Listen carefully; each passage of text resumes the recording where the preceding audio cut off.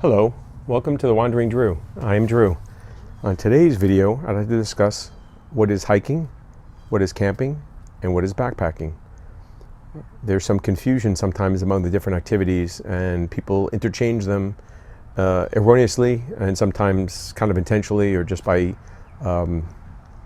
frequency of use. I myself frequently say hiking when I'm really doing a backpacking trip, but it doesn't really matter. As long as we know what type of activity is taking place, that's the benefit. But I just want to get on the description of each one so that we're all talking about the same thing and we know what we're talking about when we do. And I'm making these videos for the beginner as well as the experienced person that does all these activities. So just keep that in mind. Realize that some of this may be a little rudimentary, but realize that's why I'm doing this. Because if someone's not sure what hiking is, then it's better to, rather than leave it up to, well, they think they know what it is, let's discuss it and talk about it. So what is hiking? Hiking is basically, like I say, a walk in the woods. It's basically going on a trail or a path or on the mountain or some way for some sort of distance or time. So I like to use a guideline of 3 miles and or 2 hours, and they're cumulative and they're changeable. For instance, a hike that may be 2.5 miles or 2 miles, but yet is up a mountain and is challenging, may take you over 2 hours. So while it's not the distance, it's the time. And those are rough guidelines, and these are going to be based on your ability. If you're not used to hiking or you're just starting out, a mile hike may be a hike to you. Walking in a park that's flat, relatively paved or something is not really a hike. Okay, may help you get in shape a little bit, may be good for exercise, but it's not a hike. Okay, this should be some trail with some elevation change, up or down. It doesn't have to be improved. It shouldn't be paved. It could be, but I doubt it. It shouldn't be. I wouldn't consider that generally a hike. You know what? But if it's a hike to you, then that's what it is. Like I said, there's really no rules to this. It's just what you feel. If you feel it's a hike, then it's a hike. And once again, this is going to be based on your experience and your level of fitness. So you can tailor make it to you. So if you are, in good shape, 4, 5, 6 miles might be a good beginning hike. But if not, 1 mile or 2 miles might be enough. So, at least you're out there doing it, and that's what's important. I feel that hiking has usually the least amount of planning. You generally show up at a trailhead, you start walking, and you're going to walk for a couple of hours or a couple of miles, and you're going to come back out. Or you're going to end up somewhere, get picked up, and go back home. Hiking is a day activity. It's something you do. And when you're done, you generally go home, you go to a hotel, you go to a friend's house, you go to an RV, you go to a cabin.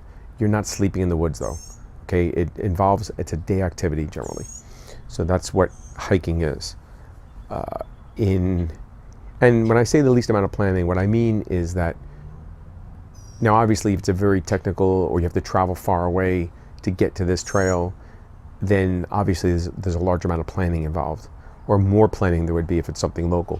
But what I'm saying is most times for a hike, depending on the distance and how long you're going to be, you really don't need to get too technical. You can show up, depending on the weather obviously, but you can basically show up there with sometimes like a pack with some water, maybe a protein bar or something, or some snacks, trail mix, and you're good to go most times. That's just a little tiny hike, for a couple of hours or a couple of miles, and that's it.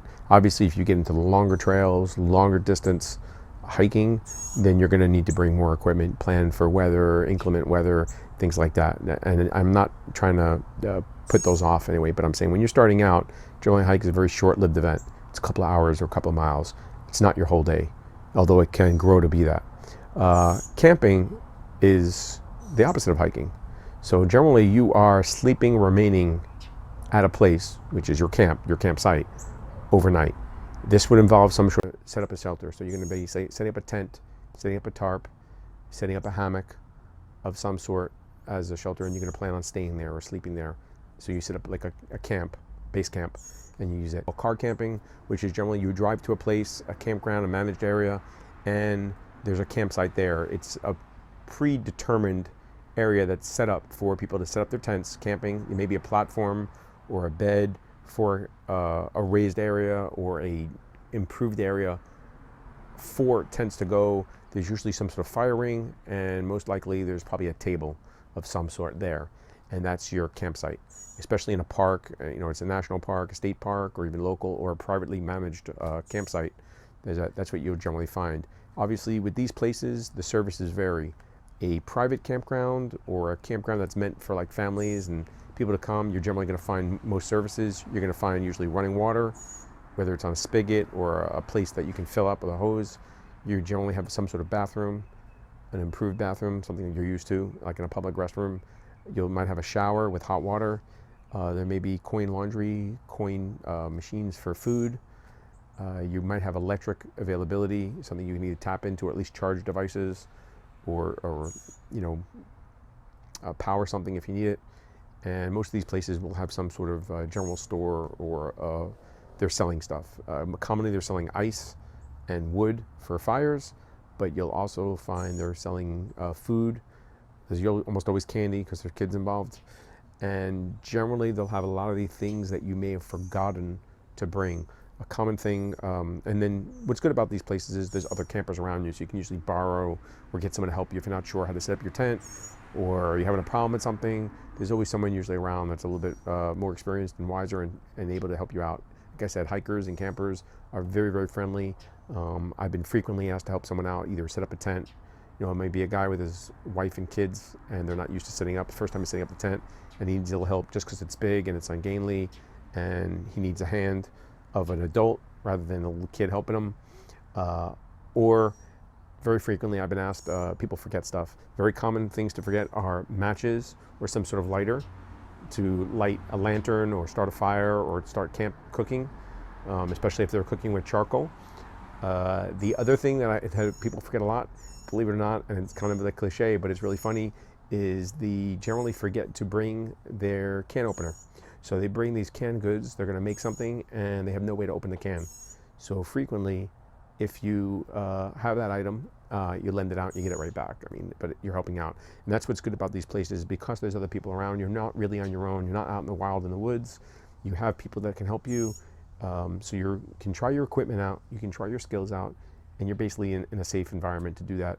And because it's a managed campsite, there's usually like either a ranger station, or there's some sort of general store, or someone that monitors the activities, registers people, controls. So if people are breaking the rules there, they're staying up really late at night, they're running a generator, they have really noisy people, there's someone you can kind of get on your side to go over and talk to them and ask them to be a little more courteous. But they can also help you if you need something, you forgot it, they can generally get it for you or find it for you, or maybe direct you on where you can go. So if you need to get food, water, whatever it may be, they can help you out with those things, so you're not on your own. The only problem, the good thing about car camping is that if you can fit it in your car, your truck, or your trailer, you can bring it with you. So you'll have generally the most amount of equipment you can possibly have in car camping. You're taking your house on the road. You bring out what you have. If you have pots and pans from home, bring them out and use them to cook on, because that's what you got. You don't need to go out and buy special stuff. However, that being said, you can end up bringing a lot of stuff that's necessary, but you can also go all out and have some great meals, big thick steaks, seafood, really make it exotic. Prepare really great meals out there, because you have the time, you're there for several hours, and if that's all you're doing, you can go fishing, you can do hiking, horseback riding, whatever may be out there, play frisbee, play soccer, but you also need to plan activities for the little ones, or even the adults, what you're going to do, play cards, whatever it may be, bring a board game, something that you know you're going to do, especially if the weather's going to be bad, so you got to plan for that. Often there are activities on location, so there's probably a trail or a hike or kayaking or canoeing that you can possibly do in the park, but that's going to be it. There's not going to be a lot of things you can do, so you may have to go out or you can use that as your base and then go off and do stuff during the day other places. So leave your stuff there and go off and do something and then come back. So maybe visit an actual landmark or a site, or a zoo or whatever may be around. Primitive camping generally means there's no electricity, no on-site water, bathrooms. There may be some in the park, you may have to walk to them to get to them, but they may not be on site. A shower, depending on what it is. Obviously out in the wild and wilderness, there's less and less stuff. Water might be, you might need to find the stream or a river and get water from that. Your planning will dictate what kind of supplies you need to bring. As you do your research, you learn about the campsite, make a phone call the office, find out what things you need. Almost all these places will have a recommended list of items you should bring with you, whether it's camping or whatever that they recommend you take. And a checklist is a great idea so you don't forget stuff.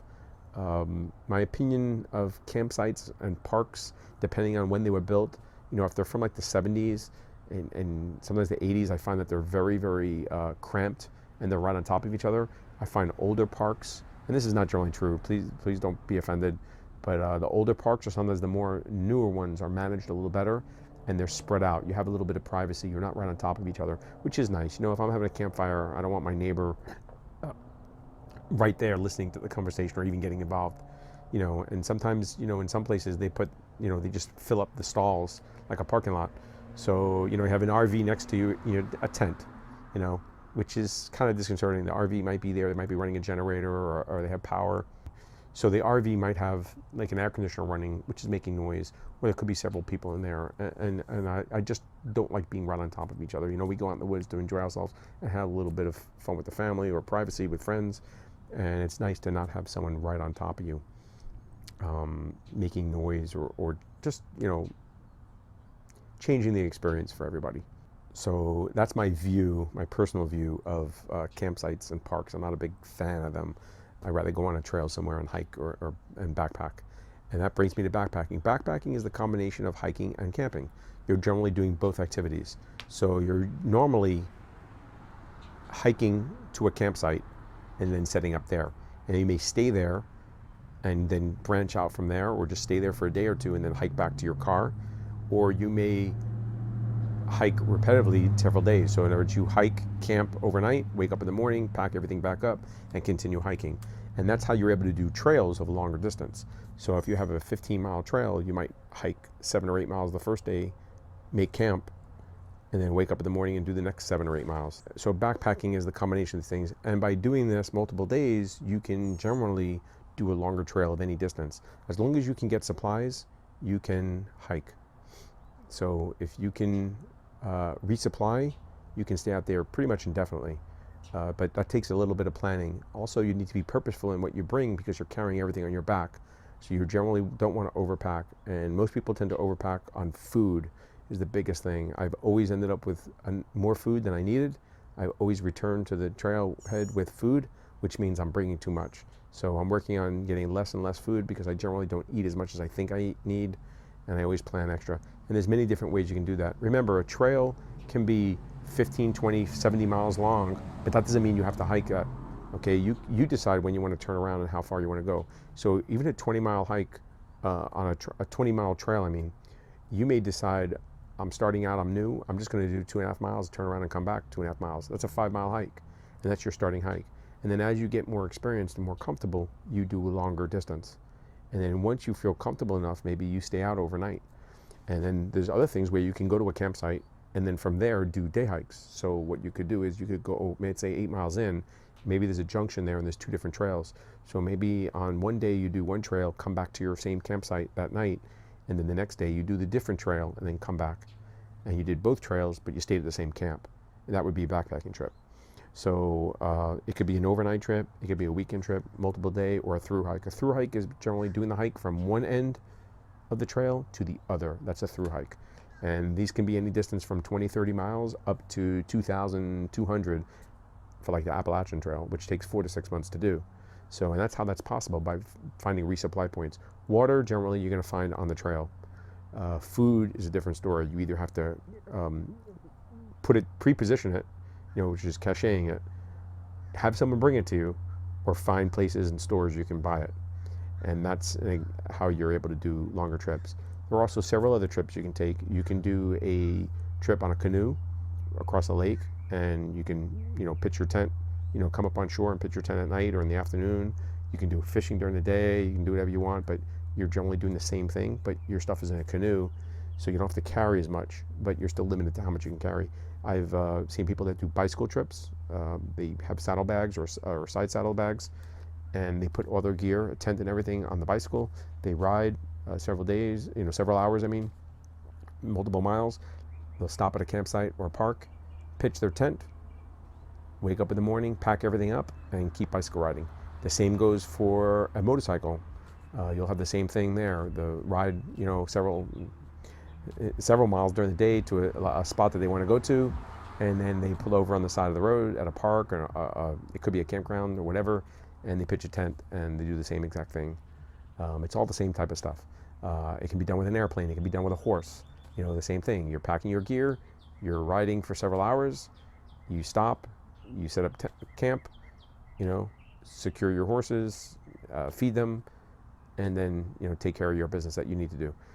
This is a high level of planning, especially if stops need to be done, distance needs to be planned for. If you need to plan for food and water, you need to know where that's available. You're going to have to do some research on this and plan those out.